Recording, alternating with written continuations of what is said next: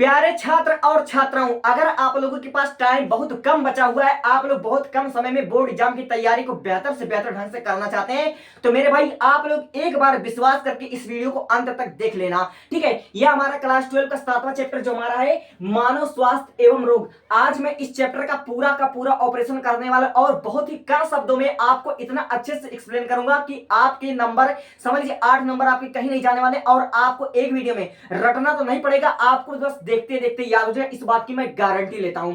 इस टॉपिक को इस चैप्टर पर मैंने यूट्यूब पर देखा, कोई 3 घंटे में समझा रहा है, कोई 5 घंटे में समझा रहा है, कोई 4 घंटे में समझा रहा है, लेकिन सब बकवास कर रहे हैं मेरे भाई। मैं गारंटी के साथ कह रहा हूं, आपको दिमाग में चैप्टर डाल दूंगा। तो बिना देर के हुए इस चैप्टर की शुरुआत करते हैं। देखो, इस चैप्टर का जो सबसे पहला हमारा हेडिंग आता है वह हमारा था स्वास्थ्य। स्वास्थ्य कहते किसको है? स्वास्थ्य की सही डिफिनीशन क्या है? आप सभी प्रकार के रोगों से मुक्त हैं, क्या यही मतलब स्वास्थ्य की डिफिनीशन है? नहीं मेरे भाई, स्वास्थ्य की डिफिनीशन WHO के अनुसार अगर आप लोग शारीरिक रूप से, मानसिक रूप से और सामाजिक रूप से अगर आप लोग स्वस्थ हो तो ही आप लोग स्वास्थ्य पुरुष माने जाओगे WHO के अनुसार। अब ये शारीरिक रूप क्या होता है? शारीरिक रूप यानी कि आपके जो बॉडी के सारे पार्ट हैं वह सही तरीके से काम कर रहे हैं या फिर नहीं काम कर रहे हैं, आपके जननांग स्वस्थ है या नहीं स्वस्थ है, यही हमारा होता है शारीरिक रूप से। शारीरिक रूप से मतलब इसका यह हुआ कि आपके शरीर के सारे अंग अच्छे तरीके से काम करना चाहिए और आपके जननांग स्वस्थ होना चाहिए। अब देखिए मानसिक रूप, मानसिक मतलब क्या? मानसिक रूप से इसका मतलब कि आप लोग मानसिक रूप से भी एकदम मजबूत रहे हो। अगर आपको कि नहीं आप छोटी से छोटी बात को लेकर चिढ़ जाओ, आप उसके बारे में ज्यादा सोचो, ओवर थिंकिंग करो, आप लोग मानसिक रूप से कमजोर दो, नहीं मेरे भाई, आप लोग की मेंटालिटी, ठीक है, आप लोग मानसिक रूप से अगर मजबूत हो तो ही आप लोग समझ स्वास्थ्य पुरुष में आते हो। और फिर उसके बाद आता सामाजिक। सामाजिक का क्या मतलब होता? सामाजिक लोग यानी कि आप अपने सोशल में जहां आप लोग रहते हो, ठीक है, जिस क्षेत्र में आप लोग रहते हो, आपका सोशल में, समाज में आपका अच्छी खासी आपका मतलब इज्जत होना चाहिए कि नहीं आपके मतलब कैरेक्टर पर कलंक लग चुका है, आप एक कलंकित व्यक्ति हो नहीं। ठीक है, WHO के अनुसार आपका शारीरिक रूप से भी स्वच्छ होना जरूरी है, मानसिक रूप से भी आपका स्वच्छ होना जरूरी है और सामाजिक रूप से आपका स्वच्छ होना जरूरी है कि नहीं आपके ऊपर समझ लीजिए कलंक लग गया है, आप एकदम से बेकार हो चुके, समाज में आपकी कोई रिस्पेक्ट नहीं है। अगर ऐसी बात है तो आप लोग WHO के अंतर्गत नहीं आते हो। तो आप लोगों ने क्या समझा कि स्वास्थ्य का जो सही डिफिनेशन है वह आपका शारीरिक, मानसिक और सामाजिक रूप से स्वस्थ होना ही आपका मतलब स्वास्थ्य व्यक्ति में आप लोग शामिल हो। ठीक है, इस पर ज्यादा मतलब क्वेश्चन नहीं आते लेकिन MCQ टाइप में आपके आते हैं। अब देखो रोग क्या होता है, ठीक है, व्हाट इज रोग, डिसीजेस क्या होता है? देखो, शरीर की समान अवस्था में असमान परिवर्तन होना या दुर्बलता होना, यही हमारा रोग कहलाता है। क्या समझे? शरीर की समान अवस्था यानी कि आप लोग काम कर रहे हो, ठीक है, आपकी जैसे जो दिनचर्या है वो चल रही है, लेकिन अगर ये स्थिति ऐसी आ जाए कि आप लोग काम करो और उस काम में मतलब आपका शरीर, आपका बॉडी आपका साथ ना दे, आप कोई काम कर रहे हो उसमें आपका मन ही नहीं लग रहा, आपको ऐसा कमजोरी फील हो रही है, ठीक है, यानी कि आपके बॉडी पार्ट जो है वह जवाब दे रहे हैं कि अब नहीं हो सकता, यानी कि आपकी इम्यूनिटी सिस्टम, ठीक है, प्रतिरक्षा आपका मतलब कमजोर हो चुका, आप लोग बीमारी के शिकार हो चुके हो, आपके अंदर रोग आ चुका है। तो रोग कितने प्रकार के होते हैं? तो रोग जो हमारे होते हैं वह 2 प्रकार के होते हैं। सबसे पहले होता हमारा जन्मजात रोग और यही से आपका इंपॉर्टेंट क्वेश्चन स्टार्ट होता है। जन्मजात रोग क्या होते हैं? देखो मेरे भाई, जन्मजात रोग इससे साफ पता चल रहा है कि वे रोग जो जन्मों से आ रहे हो, जो एक पीढ़ी से दूसरी पीढ़ी तक जाते हो, वही होते हैं जन्मजात रोग। ठीक है, वे रोग जो एक पीढ़ी से 2 पीढ़ी में जाते हो, एक पीढ़ी से दूसरी पीढ़ी में, पीढ़ी दर पीढ़ी वो लोग रूपांतरित होते हैं, वही रोग कहलाते हैं जन्मजात रोग। जैसे हमारा पहला होगा हीमोफीलिया। ठीक है, अब हीमोफीलिया क्या होता है? हीमोफीलिया मेरे भाई एक ऐसा रोग होता है जिसमें आपका रक्त का थक्का नहीं बनता है। जैसे आपके बॉडी पार्ट में कहीं भी आपको चोट लग गया हो, आपके हाथ कट गए हो, आपका जो खून है वह खून बहना नहीं रुक रहा है, रक्त का थक्का नहीं बन रहा है, तो इसी को बोलते हैं हीमोफीलिया। और जो हीमोफीलिया है, हीमोफीलिया नाम की ये जो सबसे पहला जो बीमारी हुई थी यह महारानी विक्टोरिया की हुई थी। और विक्टोरिया कौन थी? महारानी विक्टोरिया, ठीक है, यूरोपियन में, ठीक है, यूरोप के शाही परिवार की मतलब एक महारानी थी और उनको सबसे पहले मात्र 30 साल की उम्र में ये हुआ था क्या? हीमोफीलिया। ठीक है, उनको कहीं पर चोट लग गया था और रक्त का थक्का बन ही नहीं रहा था और जिनके कारण रक्त के ज्यादा स्राव के कारण उनकी क्या हुई? मृत्यु हो गई। इसी को बोलते हैं हीमोफीलिया और यह आपके बोर्ड की दृष्टि से बहुत ही इंपॉर्टेंट है। अब देखो वर्धानता। ठीक है, वर्धानता क्या होता है? वर्धानता मेरे भाई एक ऐसी बीमारी होती है जिसमें व्यक्ति कलर ब्लाइंडनेस यानी कि रंगों में विभेद नहीं कर पाता है। ठीक है, बहुत से व्यक्ति देखो होंगे आप लोग कि लाल और हरे रंग में व्यक्ति वहां मतलब विभेद नहीं कर पाता, अंतर नहीं कर पाता, और ऐसे व्यक्ति को रेलवे में कभी भी जॉब नहीं मिलती है और कभी भी इसको सीनियर के पास मतलब नहीं खड़ा रहने दिया जाता। क्यों? क्योंकि वह ग्रीन और रेड में वह अंतर ही नहीं कर पाता है। ठीक है, अब देखिए रंजकहीनता क्या होती है मेरे भाई। रंजकहीनता एक ऐसी बीमारी होती है जो एक पीढ़ी से दो पीढ़ी तक जाती है। जन्मजात रोग की उदाहरण है, और यह सब आपके समय इंपॉर्टेंट है, ये आपके विकल्प में भी आ सकते हैं, इसलिए मैं इसको एक एक को एक्सप्लेन कर समझा रहा हूं। क्यों? क्योंकि आपके बोर्ड एग्जाम में इंपॉर्टेंट है। ठीक है, तो रंजकहीनता क्या होती है? रंजकहीनता मेरे भाई एक ऐसी बीमारी होती है जो पीढ़ी दर पीढ़ी चली आती है। इसमें क्या होती है, आपके बाल, आपकी त्वचा, ठीक है, आपके बाल सफेद होते हैं, आपकी त्वचा एकदम रूखी सूखी होती है, और आपका पूरा शरीर जो होता है एकदम व्हाइट होता है। ठीक है, एकदम व्हाइट होता है, और आपको मतलब धूप वूप से बहुत एलर्जी रहती है। इसी को बोलते हैं रंजकहीनता, यानी कि आपका पूरा बॉडी पार्ट एकदम से समझो व्हाइट रहता है। आपने अपने समाज में, अपने गांव शहर में ऐसे लोगों को देखा होगा, उनके बाल हमेशा व्हाइट रहेंगे, भले वो चाहे इंडिया में चाहे जो, उनके बाल व्हाइट रहेंगे, उनकी जो आंखें होंगी, आंखें एकदम उज्जर होंगी, त्वचा एकदम रूखी सूखी होंगी, व्हाइट होंगी, गुलाबी टाइप की होंगी, और उनको धूप में रहना ज्यादा पसंद नहीं होगा। इसी को बोलते हैं रंजकहीनता, और ये सब आते हैं आपके जन्मजात रोग में। ठीक है, अब देखो उपार्जित रोग। ठीक, उपार्जित रोग, ठीक है, उपार्जित रोग यानी कि पता ही चल रहा है कि उपरांत, जन्म के उपरांत, उपार्जित रोग मतलब जन्म के उपरांत, वे रोग जो जन्म के बाद विभिन्न कारणों से होते हैं वही होते हैं उपार्जित रोग। ठीक है, जो रोग जन्म के बाद होते हैं, जन्म के बाद यानी कि जन्म के बाद के जो हमारे रोग होते हैं, एक एक एग्जाम्पल को बहुत ध्यान से समझना मेरे भाई, यह आपके मल्टीपल चॉइस क्वेश्चन में आ रहा है, इसीलिए मैं इसको एक्सप्लेन कर रहा हूं। देखो, सबसे पहला हमारा उपार्जित रोग में कुपोषण आता है, जो जन्म के बाद होने वाला रोग है, और यह आपके मल्टीपल चॉइस क्वेश्चन में पूछा जा सकता है। और रतौंधी, रतौंधी मेरे भाई वही विटामिन ए की कमी से रतौंधी होने वाला रोग है। अब देखो कैंसर, एक बार 2024 में आपका मल्टीपल चॉइस में आया था कि कैंसर जो हमारा है वह उपार्जित रोग है या फिर कैसा रोग है। क्वेश्चन इस प्रकार था कि कैंसर जो हमारा संक्रामक रोग है या असंक्रामक रोग है, यह आपके बोर्ड एग्जाम में आ चुका है। ठीक है, तो इसलिए इस पर ज्यादा फोकस करना। और एलर्जी मेरे भाई, एलर्जी भी हमारा उपार्जित रोग है। ठीक है, उपार्जित रोग है, यह जन्म के बाद किसी कारण से हुआ होता है। जैसे बहुत से बच्चों को, मैंने बहुत से लोगों को देखा जिनको मशरूम से एलर्जी होती है, जिसको पनीर से एलर्जी होती है। ठीक है, और जो हमारा था अर्थराइटिस, ये सब हमारे क्या है, ये सब हमारे उपार्जित रोग के उदाहरण है। अब देखिए उपार्जित रोग मेरे भाई ये भी दो प्रकार के होते हैं। उपार्जित रोग हमारे कितने प्रकार के? दो प्रकार के। सबसे पहले आपने यहां पर देखा कि रोग भी दो प्रकार के होते हैं। पहला रोग होता है जन्मजात रोग, यानी कि वे रोग जो एक पीढ़ी से दूसरी पीढ़ी तक जाते हुए होते हैं जन्मजात रोग, और दूसरा हमारा होता है उपार्जित रोग। ठीक है, यानी कि जो जन्म के बाद किसी कारणवश हो जाते हैं उनको बोलते हैं उपार्जित रोग। लेकिन उपार्जित रोग के अंतर्गत भी दो रोग आते हैं मेरे भाई, एक होता है संक्रामक रोग और एक होता है गैर संक्रामक रोग या फिर असंक्रामक रोग। ठीक है, तो आप लोग देख सकते हो कि संक्रामक क्या होता है। संक्रामक, ठीक है, संक्रामक रोग यानी कि पता चल रहा है कि संपर्क में आने से फैलने वाले रोग को ही संक्रामक रोग कहते हैं। ठीक है, वे रोग जो विभिन्न रोगाणुओं द्वारा, ठीक है, वे रोग जो विभिन्न रोगाणुओं द्वारा, जैसे हमारे विषाणु हो गए, जीवाणु हो गए, कवक हो गए, इसके द्वारा या फिर प्रोटोजोआ के कारण जो रोग होता है उसी को बोलते हैं संक्रामक रोग। ठीक है, वे रोग जो विभिन्न रोगाणुओं जैसे विषाणुओं, जीवाणुओं और प्रोटोजोआ, कवक से होने वाले रोग को क्या बोलते हैं? संक्रामक रोग बोलते हैं। और संक्रामक रोग के आपको एग्जांपल एकदम से अच्छे से बेहतरीन तरीके से याद होना चाहिए। और संक्रामक रोग में जो सबसे पहले हमारा आता है मलेरिया। संक्रामक रोग में सबसे पहले क्या था? मलेरिया, और फिर उसके बाद हमारा आता है टाइफाइड, और उसके बाद हमारा होता है जुकाम। क्योंकि अब मतलब दिसंबर का महीना चल रहा हुआ, जुकाम तो नॉर्मल बात है। और फिर उसके बाद आता है एड्स। ठीक है, और यह आपके मल्टीपल चॉइस क्वेश्चन में आ चुका है कि एड्स हमारा संक्रामक रोग है या फिर असंक्रामक रोग है। एड्स मेरे भाई बहुत ही घातक रोग है, और हम इसको आगे अच्छे से एक्सप्लेन करने वाले हैं। अभी केवल एग्जांपल्स, अभी केवल मोटी मोटा देखो। ठीक है, अब देखो एड्स हो गए। अब देखो गैर संक्रामक रोग या फिर असंक्रामक रोग। असंक्रामक रोग कैसे फैलता है, क्या होता है?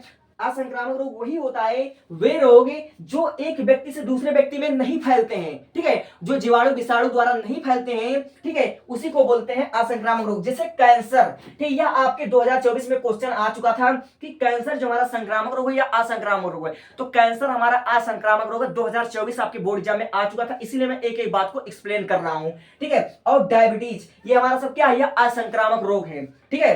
तो हमने इस चार्ट के माध्यम से जितना भी आपको बताया था, इसमें आपका जितना भी क्वेश्चन है सब मल्टीपल चॉइस क्वेश्चन में आ सकता है, इसलिए टेक अ स्क्रीनशॉट। ठीक है,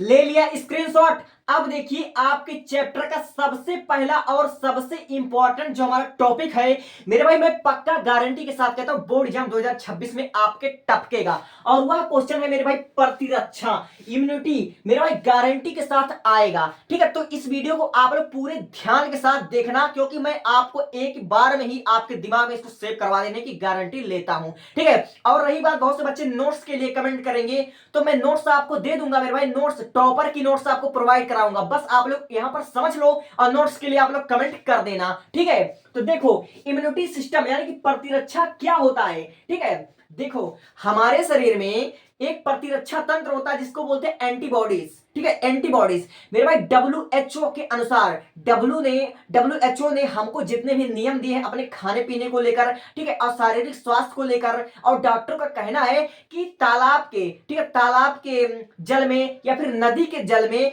नदी के एक बूंद जल में लगभग 1 लाख बैक्टीरिया पाई जाती हैं। नदी के या तालाब के एक बूंद जल में लगभग 1 लाख बैक्टीरिया पाए जाते हैं। तो इंसान आज भी नदी का पानी पीता है, और जब वह नदी का पानी पीता तो वह बीमार क्यों नहीं पड़ता। मेरे भाई कहते हैं गंदा पानी पी लेने से तो इंसान मतलब रोग का शिकार हो जाता है। तो हम लोग जो आजकल पानी पी रहे हैं, लाइक वह नल का पानी पी रहे हैं या फिर नदी का, अगर कोई पानी पी रहा है तो नदी का पानी या फिर आपके नल का पानी गारंटी के साथ क्या पूरा स्वच्छ है? पूरी तरह से नहीं, लेकिन फिर भी आपको बीमारियां तुरंत क्यों नहीं हो रही है? ठीक है, तुरंत आपको बीमारियां क्यों नहीं हो रही है?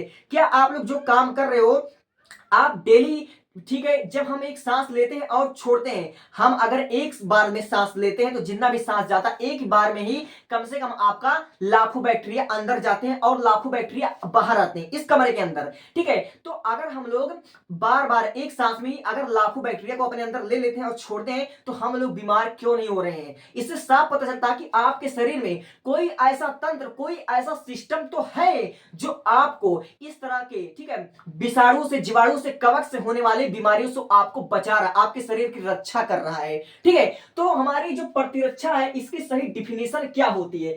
जो हमारी जो सही डिफिनेशन है कि शरीर में सभी प्रकार के रोगजनक और उनके विषैले प्रभाव के दुष्प्रभाव का प्रतिरोध करके समअस्थिरता बनाए रखने की क्षमता को ही प्रतिरक्षा कहते हैं। ठीक है, प्रतिरक्षा किसको कहते हैं? प्रतिरक्षा हमारे शरीर में उपस्थित एक एंटीबॉडीज होती है जो हमारे शरीर को, ठीक है, रोगों से बचाती है, रोगों के दुष्प्रभाव के लक्षणों से हमको बचाती है। ठीक है, हम पर डे, समझ लीजिए WHO ने तो हमको बोल दिया कि पर डे आपको कम से कम 12 ग्राम प्रोटीन की जरूरत है, हमें एनर्जी की जरूरत है, लेकिन क्या हम आज भी अच्छी डाइट को फॉलो कर रहे हैं? लेकिन हम फॉलो नहीं कर रहे, लेकिन फिर भी हम बीमार नहीं हो रहे हैं। क्यों? क्योंकि हमारे शरीर में एक प्रतिरक्षी तंत्र है जो कि हमारे लार में भी उपस्थित है, हमारे अमाशय में उपस्थित है, जो हमारे भोजन में से कीटाणुओं को, बैक्टीरिया को, ठीक है, विषाणु को, वायरस को खत्म कर दे रहा है, वही हमारा है प्रतिरक्षा।